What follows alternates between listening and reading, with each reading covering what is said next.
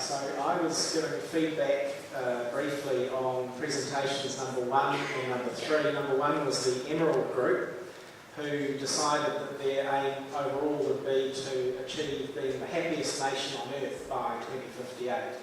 They referred to the UN happiness scale, which would establish that this had been achieved. I guess what really struck me about that presentation, and as Chris said, this was not a theme that was isolated to one presentation. There was a remarkable commonality that I think both of us have picked up on. But as somebody who's responsible for writing a political party's policy in a couple of areas at the moment, what struck me was the emphasis on the connectedness and the equal importance of economic, environmental and social criteria in formulating bold and world-leading domestic and international policy. And I think it's a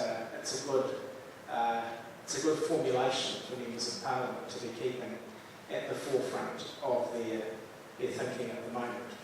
And I did note that obviously the World Happiness Scale allows for economic success, at least as far as controlling prices are concerned, because the listener front cover was still priced at $4.30. So that'll be an encouraging aspect to put to our finance team when I go back to sell this idea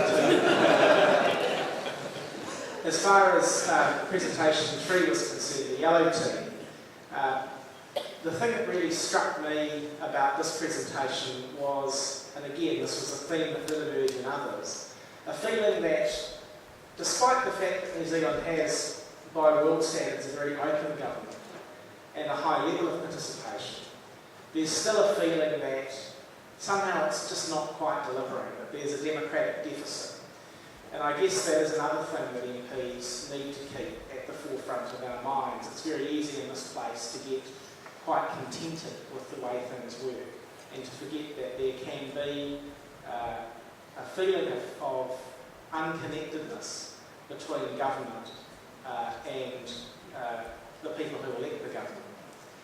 So I think we need to bear in mind that we do need to continue the process of reform. The MMP is now 18 years old.